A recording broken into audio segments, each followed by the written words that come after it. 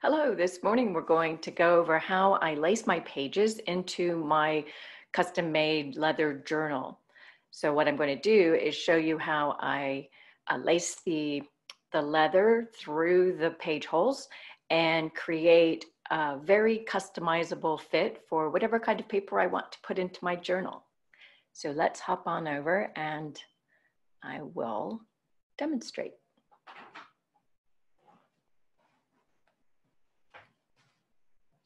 Right, here's my loose paper. I have 9x6 B paper, which I'm going to be offering soon on my website. And I drilled 3 holes in the pages just manually with a 3-hole punch. These are the pages that I always put at the beginning of my journal, my identification.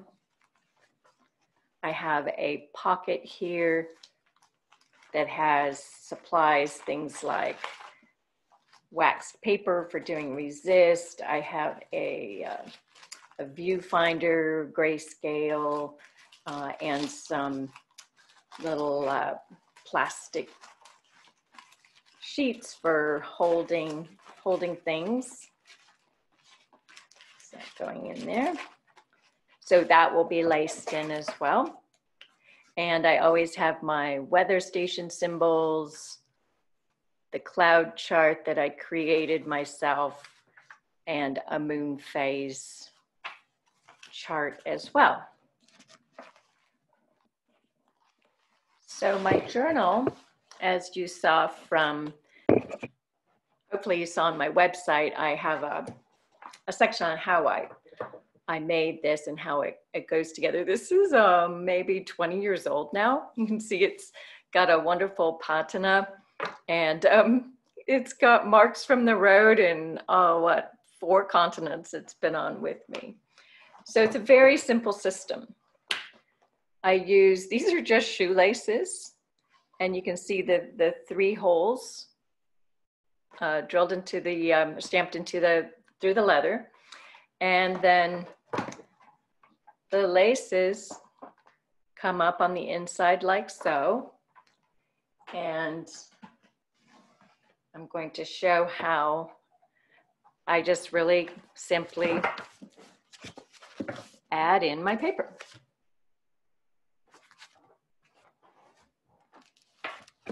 So I start with not the full amount, and I start with the back. And it's just a simple process of threading the leather through. I do 1 hole at a time. I'm going to go ahead and do the next. I did that in kind of half and half, like so, and get them evened up.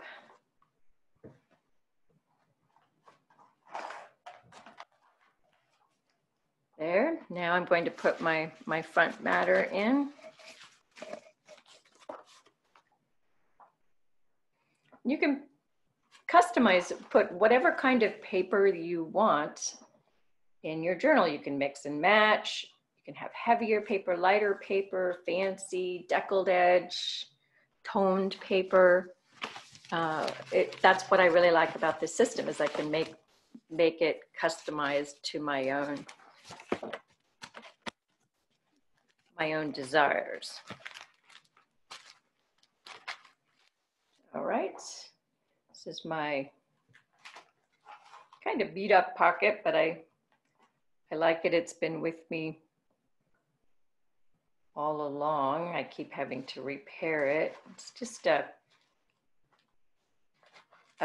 envelope that at one point it was closed with, this is a giant acacia thorn from Kenya.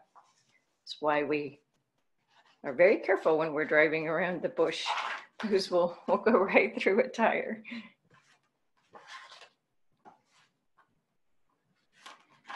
All right, now this is the next part is just the slightly trickier one. So you pull up your bottom thread or shoelace, and I grab a few pages, and see there's got to be 2 going through each one from now on.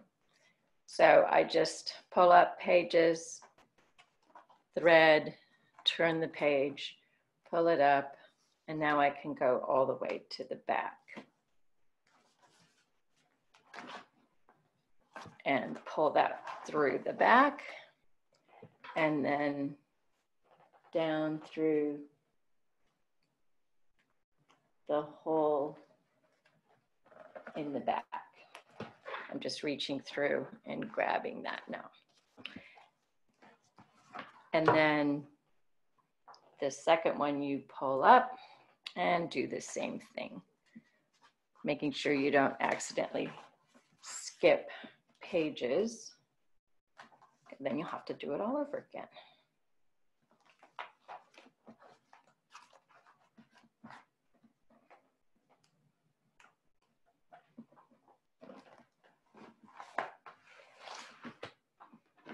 There. See how those come up now?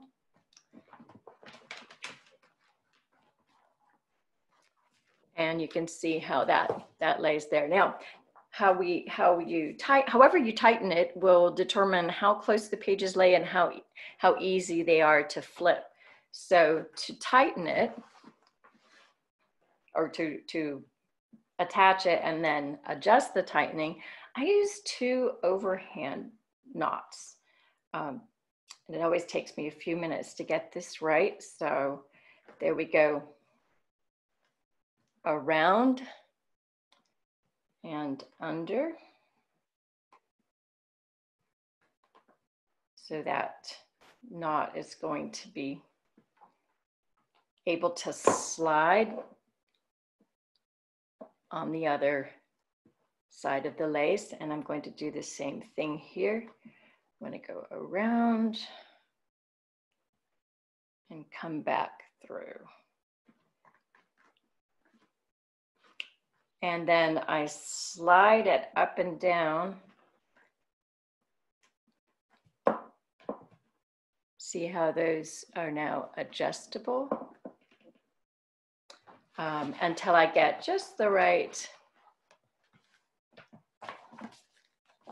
See, that's a little bit too tight because I can't get it to lay flat easily. So I'm going to loosen one of these just a little bit. Maybe pull it up just a little. There. And voila, it lays flat, but you can turn the pages without too much interference. And I get a nice double page. And that is my simple system. You can see here the closure laces are threaded through so that I can put pencils or paintbrush if I want. At one point I was trying to put my my paint kit on this outer flap and it just doesn't work. So that's why I developed my mini paint palette, which holds my paint kit. I put my water reservoir in there and the lid for the water reservoir. And then across here, I'll put my, my rag, and that goes in the back of the journal like so. So that when I'm using it, that's where it goes. And when I'm not using it, it just stores in the back like that. So when I close it up,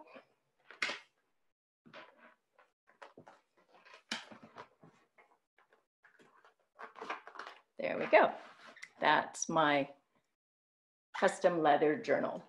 I archive my pages into 3-ring binders, and this is what those look like. Let me fix that. There we go. So you can see how those look in the 3-ring binders. And then I have on my desk dozens of binders.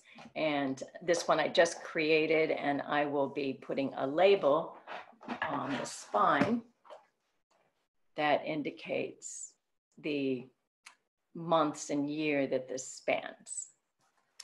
So that's my system, and it works for me.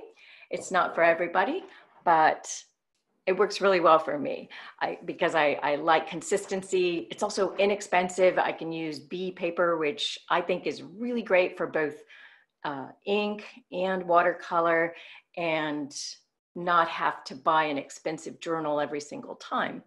And then I have a consistent archiving method. So I'm glad you joined me, and I'll have more tips in the future. Thank you.